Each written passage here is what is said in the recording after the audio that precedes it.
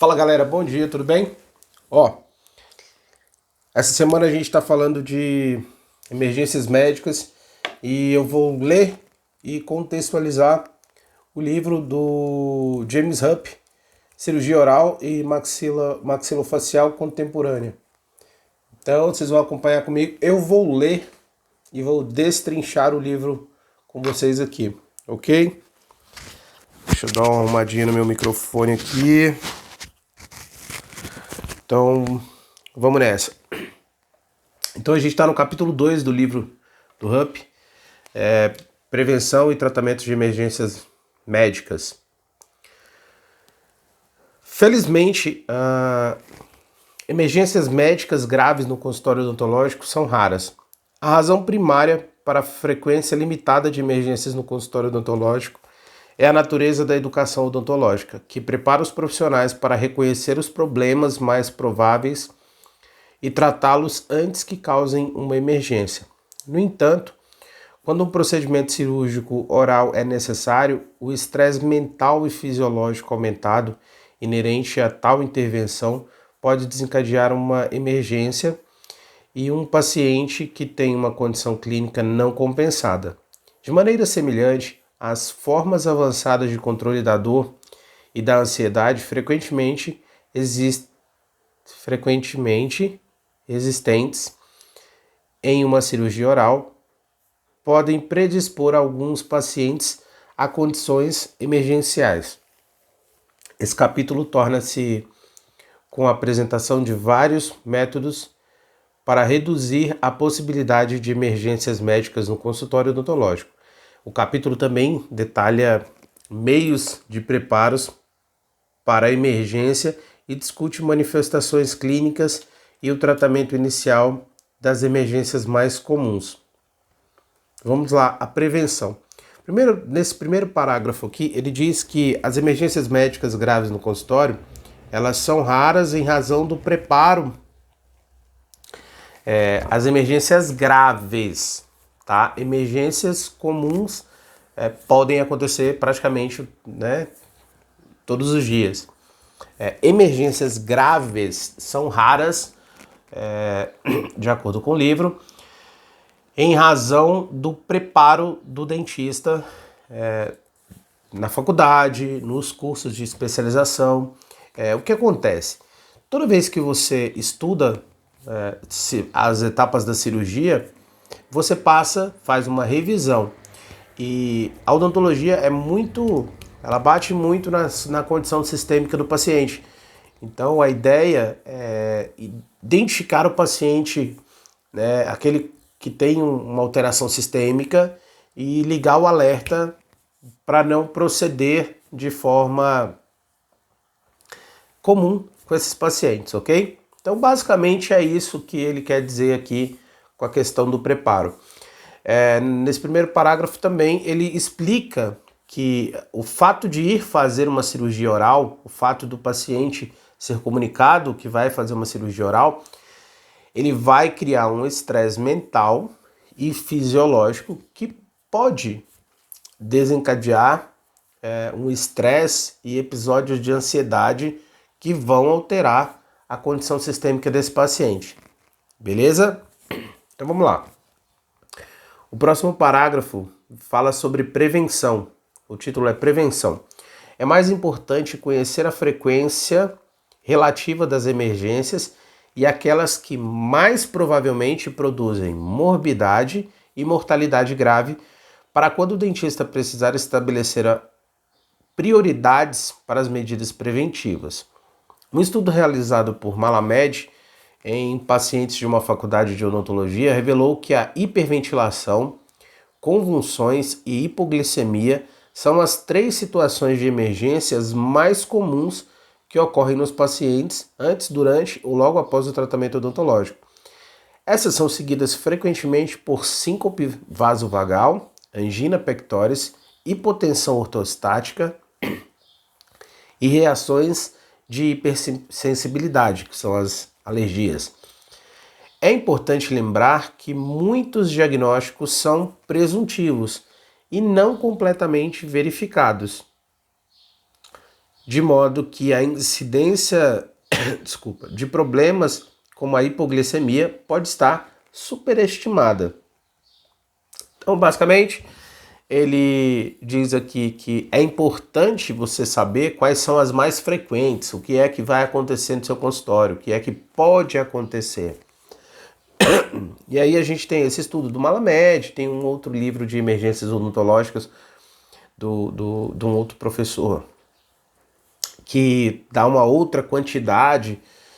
Então, nesse livro, no HUP, a gente citou aqui as 3 mais comuns, que é a hiperventilação, convulsão e hipoglicemia. E aí, seguido da síncope vasovagal, angina. Então, ele mostrou aqui, para que você possa ter um reconhecimento, e é importante que você tenha a sua lista. Você pesquise mais outros títulos, para que possa identificar se o teu objetivo é cuidar do teu paciente, então vale a pena você conhecer ou que você tenha uma lista das que podem acontecer. E aí a minha sugestão é fazer essa lista e fazer um resuminho de como proceder, plastificar e ter lá, fazendo seu treinamento mensal com a sua equipe ou trimestral. A gente vai chegar lá. Então, nesse capítulo ele falou que é importante, né, essa questão, e que algumas vezes, algumas situações vão ser superestimadas. Então, um quadro de hipoglicemia, ele pode ser superestimado. Então, a gente pode elevar a importância e elevar o grau de situação. Por quê? Porque é uma presunção. Você não vai esperar o paciente complicar para reagir. Então, a partir do momento que o paciente começa a relatar uma alteração, você já reage e aí, presumidamente, você, né, supõe que pode ser alguma dessas citadas, e às vezes o paciente está com um quadro de hipoglicemia. Então, você superestimou esse quadro de hipoglicemia. Beleza? Próximo. A incidência de emergências médicas é mais alta em pacientes que realizam cirurgia oral ambulatorial quando comparado com aqueles que realizam procedimentos não cirúrgicos devido a 3 fatores. A cirurgia é um procedimento que frequentemente provoca mais estresse. 2, em geral, administra-se um número maior de medicações ao paciente no perioperatório. E número 3, frequentemente são necessárias consultas mais longas quando o procedimento a ser realizado é cirúrgico. Então, por que a cirurgia oral no ambulatório ela é mais suscetível a uma emergência do que o procedimento de clínica geral? Ora, devido ao estresse, quando você avisa para o paciente que ele vai realizar uma cirurgia, esse fato da cirurgia é comprovado, é conhecido que essa ansiedade pode desencadear uma situação de taquicardia, hiperventilação e outras situações no estado mental e físico, psicológico desse paciente e fisiológico desse paciente. Então, o primeiro fator aí é porque provoca estresse. O segundo fator é que, em geral, o número de medicação, o número de anestésico, por exemplo, quantos anestésicos você dá num paciente que está com sensibilidade para fazer uma restauração? Quantos anestésicos você dá num paciente que está fazendo extração de 4 sisos, tá? De um dente impactado. Então, é por isso que o risco é aumentado quando se trata de cirurgia, em comparação aos procedimentos de clínica geral. E, em geral, essas consultas são mais longas. Os procedimentos que são realizados são mais longos, têm maior durabilidade. Então, o quadro de estresse, o quadro de incômodo também será prolongado. Então, aquele paciente às vezes começa calmo, e aí o procedimento vai demorando, vai se prolongando, doutor, já acabou? Na cabeça dele ele começa a pensar várias coisas. Então é importante né, saber que neste momento o paciente já vai estar, no caso de cirurgia, já vai estar começando a ficar num quadro de ansiedade, começando a ficar no estresse de estar ali por uma consulta mais longa, tá bom? Então, voltando na leitura na íntegra, tá, do livro, você pode botar aí seu fone e ouvir o livro inteiro. Nós vamos ler o capítulo todo, você vai estudar o livro, beleza? Esses fatores são conhecidos por aumentar a probabilidade de emergências médicas. Outros fatores que aumentam a probabilidade de ocorrência de emergências são a idade do paciente. Pacientes muito jovens e pacientes muito idosos têm maior risco. Outra coisa é a capacidade cada vez maior da medicina em manter sob atendimento ambulatorial pessoas relativamente não saudáveis e com possibilidade de buscar tratamento odontológico e a variedade cada vez maior de fármacos que os dentistas podem administrar no seu consultório. Recapitulando, outros fatores que podem aumentar: os pacientes muito jovens e os pacientes muito idosos, crianças muito novas, as medicações, os anestésicos devem ser muito bem observados, tá? Paciente idoso também. Então são pacientes que também precisam de uma grande atenção. E aí, depois disso, vem a evolução da ciência, da medicina, que permite a pacientes que têm várias comorbidades estabilizarem e eles não são saudáveis, mas eles estão equilibrados. Então são os pacientes compensados, tá? Que vão fazer cada vez maior o número desses pacientes podendo ser atendido em consultório, em ambulatório, tá?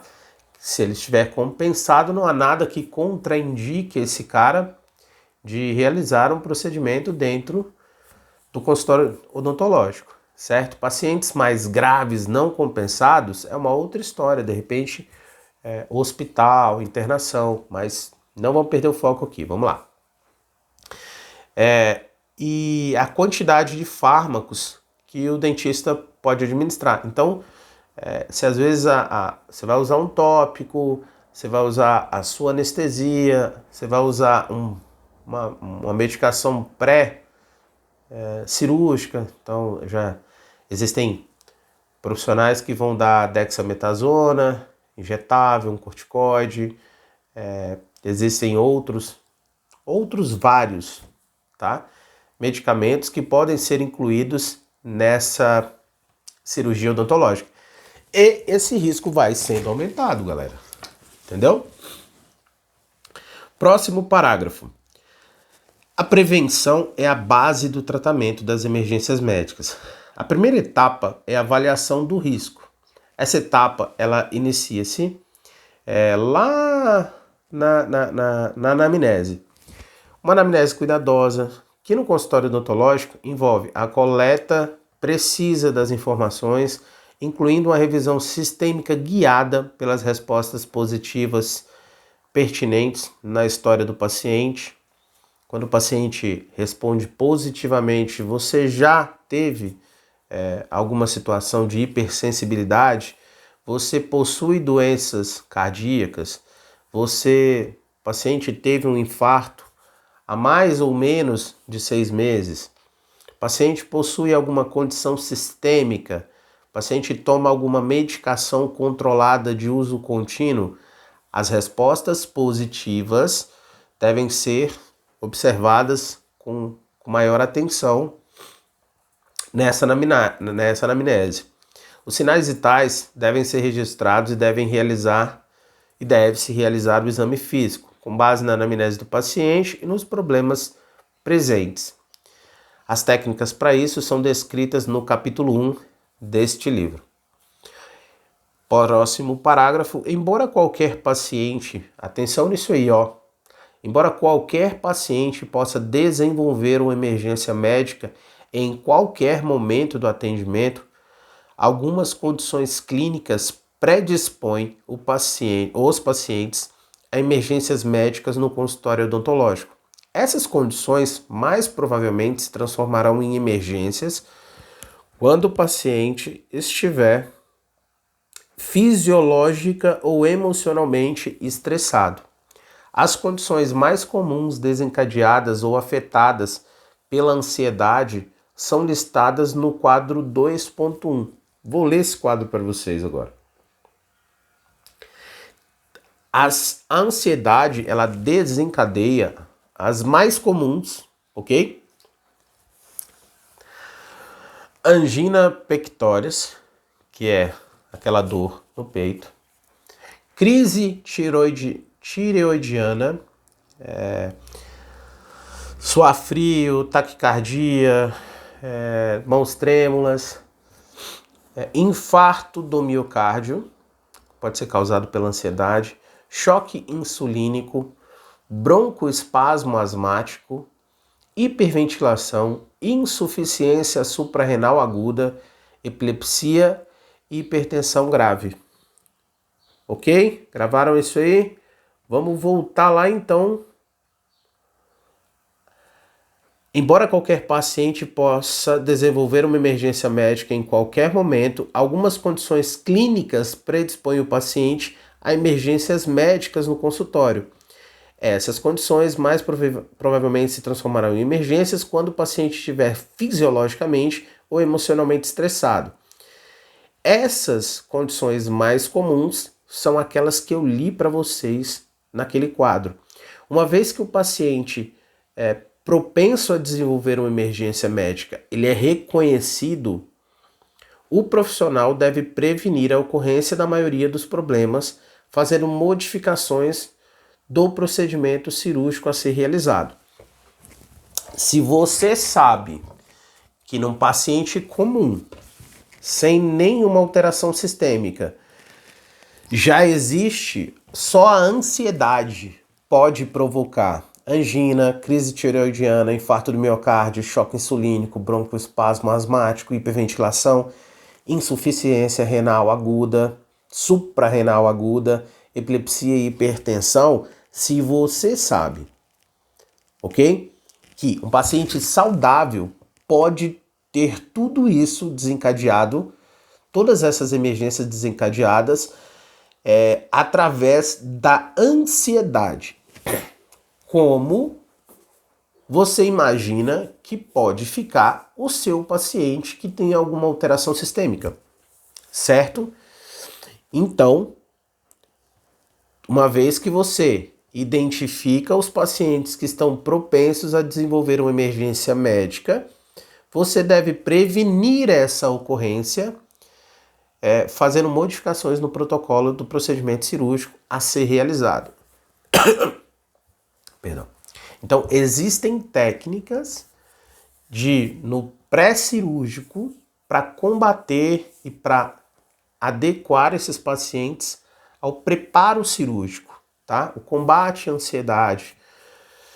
Você vai preparar o ambiente, você vai preparar a sala. A gente tem uma aula só sobre isso. A gente também vai discutir vários livros sobre emergências que vão tratar deste assunto, dessa preparação. Mas, em geral, não deixar o paciente esperando muito tempo, criar um ambiente agradável, satisfatório, criar distrações, uma TV, um som, uma música, um filme, algo que consiga tranquilizar esse paciente, barulho de água, barulho da cachoeira. Existem técnicas psicológicas para você trabalhar a tranquilidade do seu paciente. Além disso, nós temos os fármacos que nós podemos lançar mão desses fármacos. Ter a maturidade de compreender quando você vai arriscar esse paciente sozinho lá no consultório por sedação via medicação, via comprimido oral, ou quando é mais seguro você trazer um colega, contratar um médico que faça a sedação desse paciente para que você possa exercer a sua cirurgia lá. Então, existem vários fatores. A partir do momento que você identifica, e onde começa todo esse passo? Lá na anamnese, lá nos exames, lá no histórico do paciente. Então, é uma sequência de trabalho bem feito que prepara para que essa emergência não aconteça. Tá? E a maioria dos dentistas reconhecem o paciente de risco. Muitas vezes percebo que não sabe o que fazer, mas que ele sabe reconhecer, ele sabe. E muitas vezes ele encaminha, indica, passa esse paciente, o que talvez não seja o mais adequado. No entanto, é o mais seguro. Se ele não se sente seguro para realizar o procedimento, melhor passar, melhor indicar, melhor procurar um colega com mais experiência. Mas, em geral, esse é o motivo. Saber reconhecer, identificar o risco, identificar o perigo, também é um tipo de prevenção. Se não há conhecimento ainda ou experiência, segue com outro, indica para um outro colega, divide essa responsabilidade. Não se aventure, tá? É melhor ser seguro e certo, ok? Então, sabendo identificar, ok. Vamos ao próximo parágrafo aqui. Preparação. O preparo é o segundo fator mais importante após a prevenção. No tratamento das emergências médicas, li uma porcaria, né? O preparo é o segundo fator mais importante entre parêntese, após a prevenção, no tratamento das emergências médicas. A preparação para tratar as emergências inclui 4 ações específicas. A primeira, assegurar que a educação odontológica do profissional foi adequada e mantida atualizada em relação aos cuidados emergenciais. 2. Dispor de equipe auxiliar treinada para auxiliar em emergências médicas. 3. Estabelecer um sistema de acesso rápido a outros profissionais de saúde capazes de prestar socorro durante a emergência. 4. Equipar adequadamente o consultório odontológico para fornecer assistência inicial a pacientes com problemas graves. E esses pacientes graves está relacionado no quadro 2.2. Aliás, essas 4 opções aqui, essas 4 medidas, estão relacionadas no quadro 2.2, que eu vou ler para vocês e já eu volto aqui. Então, no quadro 2.2, o título é Treinamento para Emergências Médicas. Número 1, a educação continuada pessoal para o reconhecimento e tratamento da emergência. Número 2, educação da equipe auxiliar para reconhecimento e tratamento. Número 3, estabelecimento de testagem periódica de um sistema de acesso ao auxílio médico rapidamente, quando uma emergência ocorrer. E o número 4, consultório odontológico equipado com suprimentos necessários para tratamento emergencial. Cara, isso aqui entra numa discussão infinita.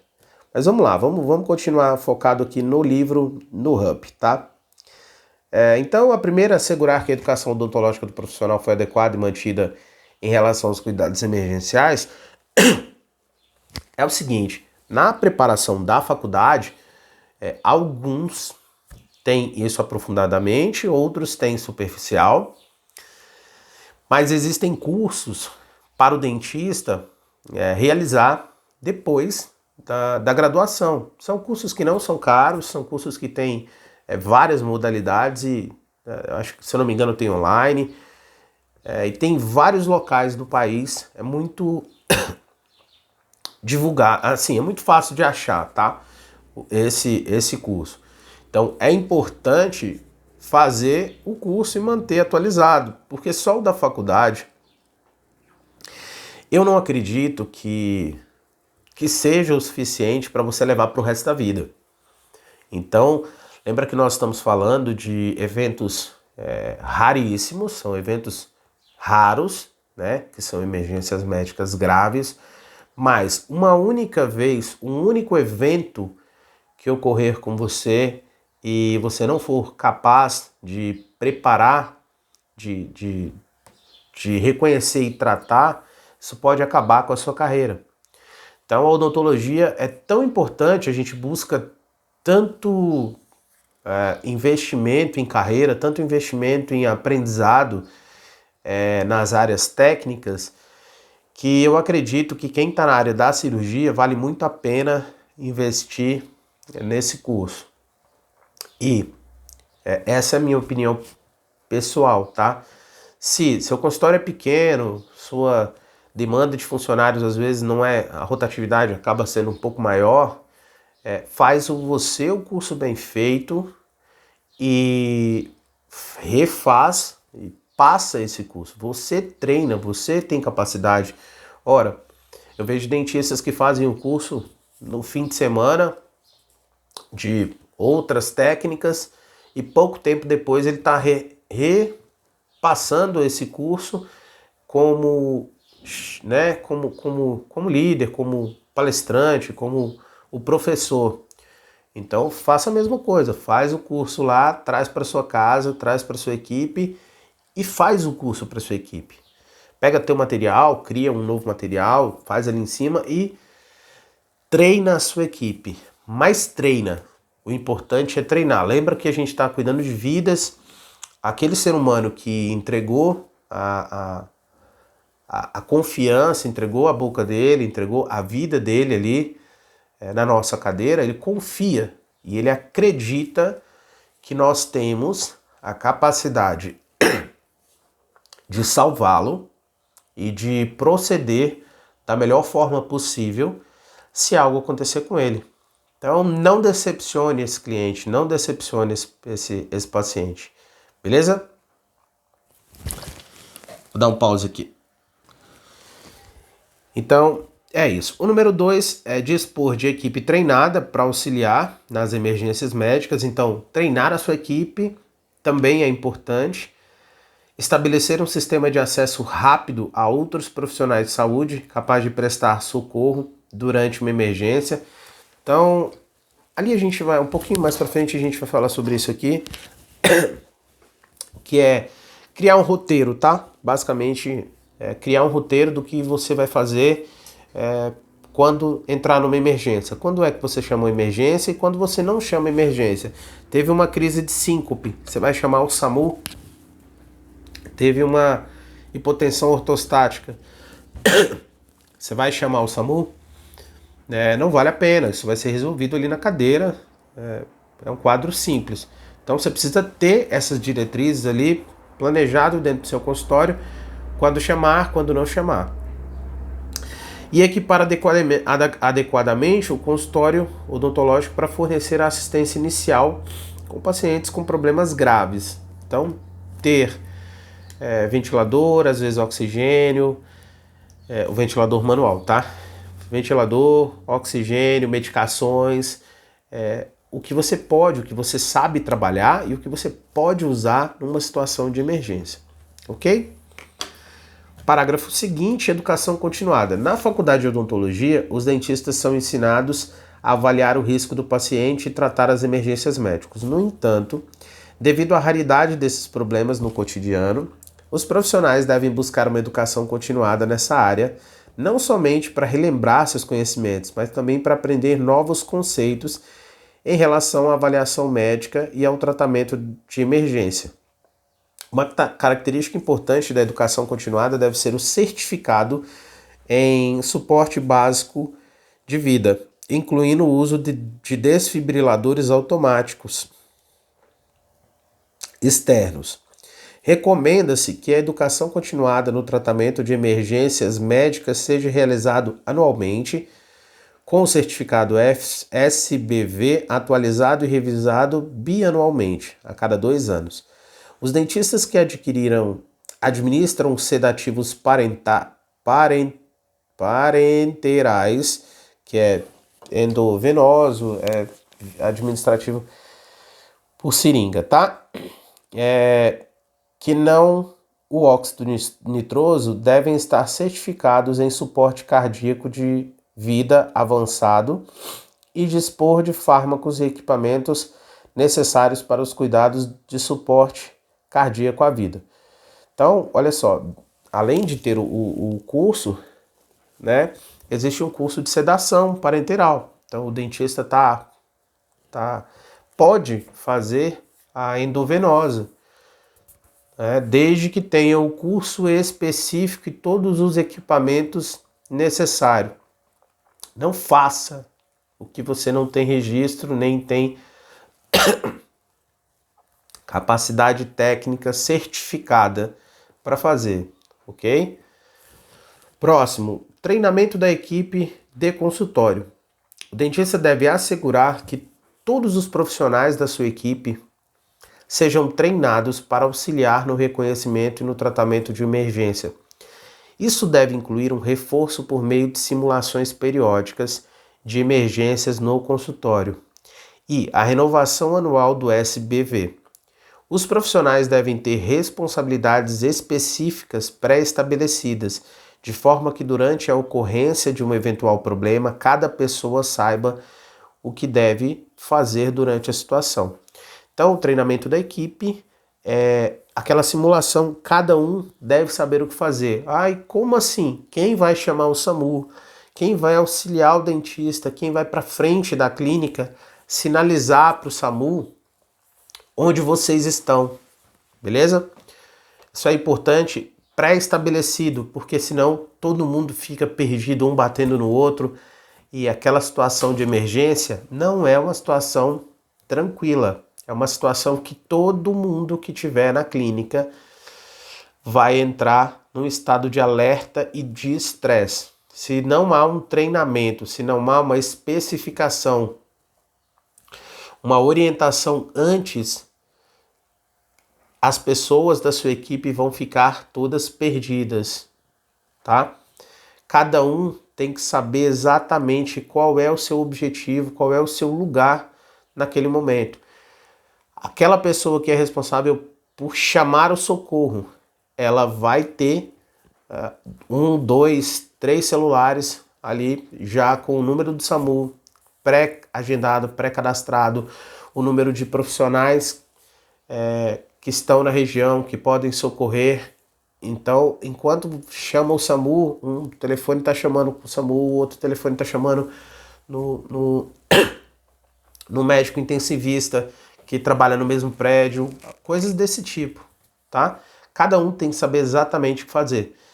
Senão, o tempo é muito importante numa situação de emergência, tá? Lembrem-se que o tempo é importante para a sobrevida do nosso paciente, daquele ser humano que confiou em você. Fechou? Acesso à ajuda. A facilidade de acesso a outros profissionais da saúde varia de um consultório para outro. A busca de outros indivíduos com treinamento competente durante a emergência médica é útil se o consultório odontológico está localizado próximo de outros consultórios. Deve ser feito acordos prévios para uma assistência mútua em eventos emergenciais.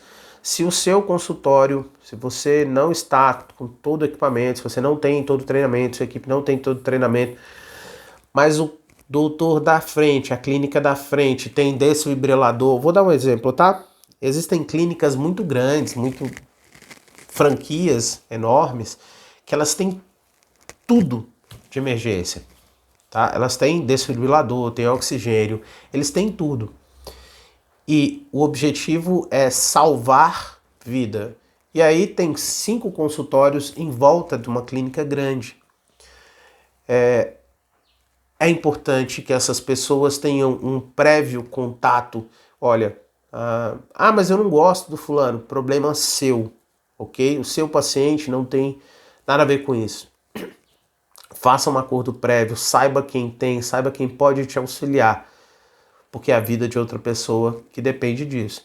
Então, se você sabe que tem alguém mais treinado, mais qualificado e mais bem equipado que você próximo, tenta fazer um acordo, tenta deixar meio. E se você é o cara bem equipado, a clínica de maior suporte, não deixe de prestar esse socorro. Não deixe de amparar os colegas, ok? Nem todos os médicos são treinados para tratamento de emergência.